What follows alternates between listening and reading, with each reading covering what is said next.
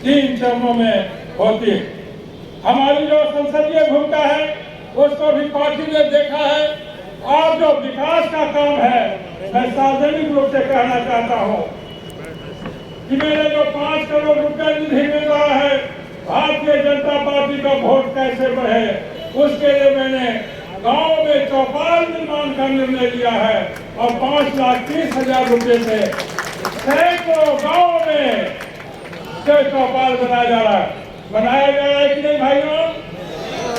मैंने कुछ उसके कोई अपना लाभ देखा है तो मैं तमाम गाँव में और मैं भारत सरकार से विशेष निधि उपलब्ध करके भी मैं गाँव में वो काम कर रहा हूँ। भाजपा ही सबसे बड़ी हितैषी, हम ऐसा क्यों कर रहे हैं? क्योंकि भाजपा ही सबसे बड़ी अत्यंत पिछड़ी जातियों की हितैषी भाजपा करती है। हम भाजपा नेतृत्व से भी कहना चाहेंगे कि आप करते हैं लेकिन बोलने में संकोच कर देते हैं।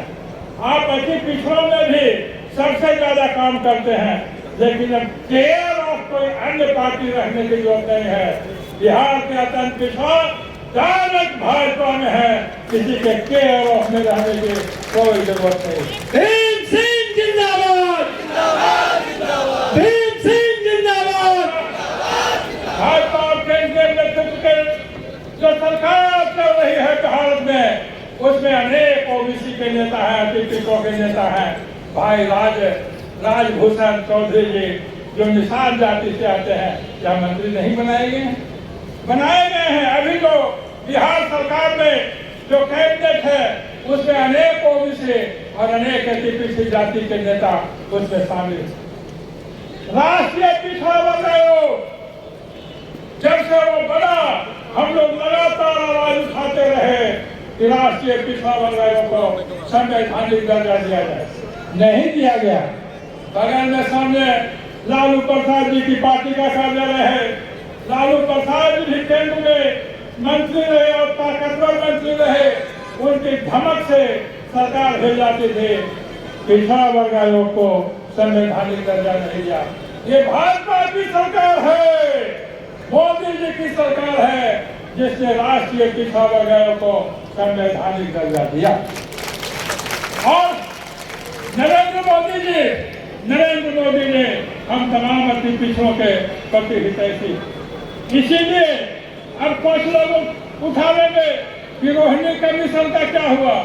अरे भाई कोरा से थोड़ी हुआ है, रोहिणी कमीशन बनाया भी तो नरेंद्र मोदी ने ही बनाया और रोहिणी कमीशन की अनुशंसा को लागू भी करेगा तो भी भाजपा की ही सरकार होगी। समय आने दीजिए, आप अपनी एकता को बनाए। लेकिन हमारे लोग में भी कभी हम बहक जाते हैं। हम कभी कभी सोच लेते हैं ये जो खुदरा पार्टियां हैं, छोटी पार्टियां, चाहे राष्ट्रीय जनता दल हो या कोई और दल हो, समाजवादी पार्टी, बहुजन समाज पार्टी, इसके बारे में हम सोच लेते हैं कि यह पिछड़ों की पार्टी है।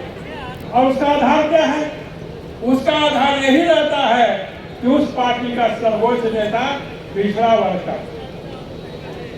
राष्ट्रीय जनता दल अपने को इसी आधार पर पिछड़ों का हितैषी कहता है कि उसका एक आदमी अपना जो सर्वोच्च नेता है पिछड़ा वर्ग का।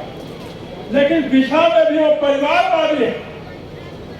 लेकिन अगर बिहार का नेता होना ही पिछड़ावादी पार्टी होने का पहचान है तो भाजपा ने भारत का प्रधानमंत्री बैकवर्ड बना दिया। बैकवर्ड का हितैषी इसके बाद कोई पार्टी नहीं, कोई पार्टी नहीं। पिछड़ा में भी नरेंद्र मोदी जी अति पिछड़ा वर्ग से आते हैं तो आप फंस जाते हैं। ये कांग्रेस वाला, इसको हटा दे भैया, ये कांग्रेस वाला राहुल गांधी जिसका नाना के नानी परनानी सब लोगों ने पिछड़ों के आरक्षण का विरोध किया, वो धुंधुन्ना बताता ये आरक्षण हम लागू करेंगे। भाई तुम्हारे ही शासन में काका का ललकार आयोग का रिपोर्ट आया, तुमने लागू नहीं किया। तुम्हारे ही शासन में मुंगेरी लाल आयोग का रिपोर्ट आया, तुमने लागू नहीं किया। तुम्हारे ही शासनकाल में मंडल कमीशन का रिपोर्ट आया, तुमने लागू नहीं किया। लागू कब किया? चाहे वो बिहार में कर्फ्यू या भारत में श्री बीपी सिंह की सरकार हो, आरक्षण इन दोनों नेताओं ने तब लागू किया जब उनकी सरकारें भाजपा और जनसंघ के समर्थन से चल रहे थे, तब लागू किया। तो कांग्रेस वाले कुछ भी कहे, इनके तो घेरा में पड़ना नहीं, और इसीलिए जनता ने उनको सफा भी कर